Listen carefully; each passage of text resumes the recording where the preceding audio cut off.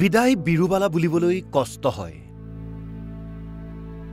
কাৰণ বিৰুবালাবিহীন এখন যুঁজৰ কথা ভাবিব নোৱাৰি অন্ধবিশ্বাস কুসংস্কাৰৰ বিৰুদ্ধে এই যুঁজ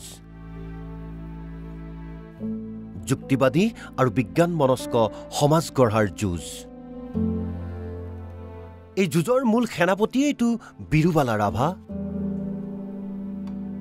তেন্তে কেনেকৈ বিদায় জনাব পাৰোঁ আমি কাৰণ এতিয়াও অন্ধবিশ্বাস কুসংস্কাৰ ডাইনী প্ৰথাৰ কৰাল গ্ৰাসত আমাৰ সমাজৰ বহু লোক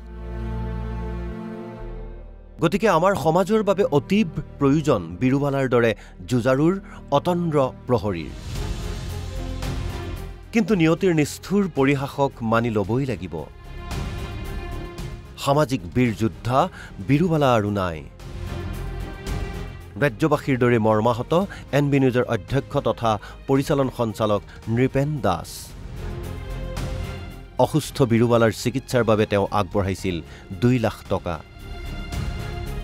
চিকিৎসাৰ সুব্যৱস্থা কৰিবলৈ অনুৰোধ জনাইছিল মুখ্যমন্ত্ৰীক কাৰণ বিৰুবালা ৰাভাৰ সৈতে নৃপেন দাসৰ আছিল পুৰণি আৰু এক আত্মিক সম্পৰ্ক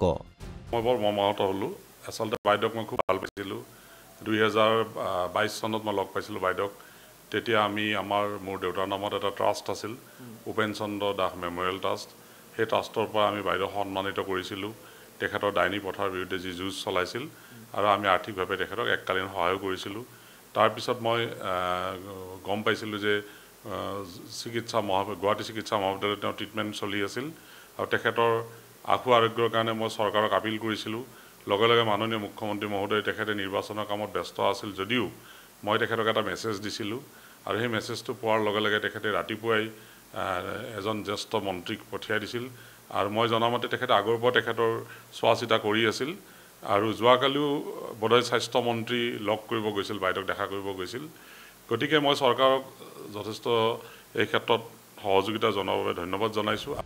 যুক্তিবাদী আৰু বিজ্ঞান মনস্ক সমাজ গঢ় দিয়াৰ বিৰুবালাৰ যি সপোন সেয়া পূৰণ হ'বনে নহয় সময়ে ক'ব কিন্তু তেওঁ যিখিনি কৰি গ'ল সেয়া আমি আগবঢ়াই নিব লাগিব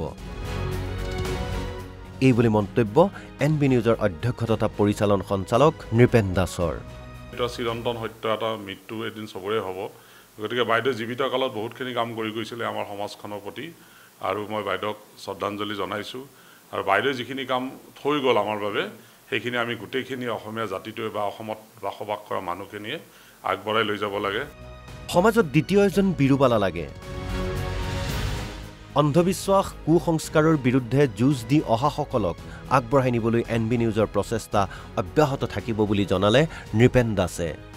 বাইদেৱে খুব এটা সমাজখনত খুব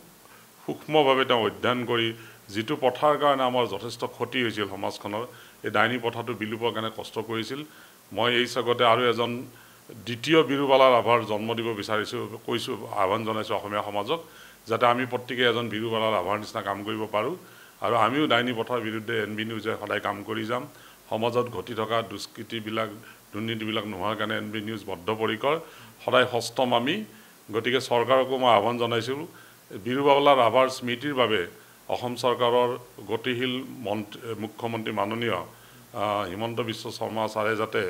খুব ভাল পদক্ষেপ এটা লয় বাইদেউৰ স্মৃতি যাতে যুগুমীয়া হৈ থাকে কুসংস্কাৰ অন্ধবিশ্বাসৰ বিৰুদ্ধে যুঁজ অব্যাহত থাকিব বিৰুবালা ৰাভাৰ নামত গঠন কৰা হ'ব ট্ৰাষ্ট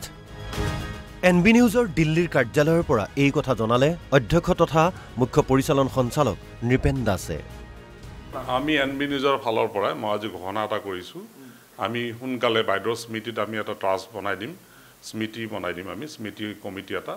ট্ৰাষ্ট এটা বনাই আমি ডাইনী প্ৰথা বা বাইদেউ যিবিলাক বস্তু চেঞ্জ কৰিব বিচাৰিছিল সেই বস্তুবোৰ আঁতৰাবৰ কাৰণে চেষ্টা কৰিম আমি এই ক্ষেত্ৰত এনবি নিউজে লিডাৰশ্বিপ ল'ম নেতৃত্ব দি আমি সমাজখন যাতে আমাৰ ভাল হয় সমাজখন যাতে সকলো ব্যাধিৰ পৰা মুক্ত হ'ব পাৰে বিৰুবালাই দেখুৱাই যোৱা বাট অনুকৰণ কৰা ইমান সহজ নহয় কিন্তু অসম্ভৱো নহয় আমি আগুৱাই যাব লাগিব সেই বাটেৰে কাৰণ যুক্তি আৰু বিজ্ঞান মনস্কতাৰে এখন কুসংস্কাৰমুক্ত আধুনিক সমাজ গঢ়াৰ দায়িত্ব আমাৰ নতুন পুৰুষৰ। সেয়াহে হ'ব মহিয়সী বিৰুবালালৈ প্ৰকৃত শ্ৰদ্ধাঞ্জলি।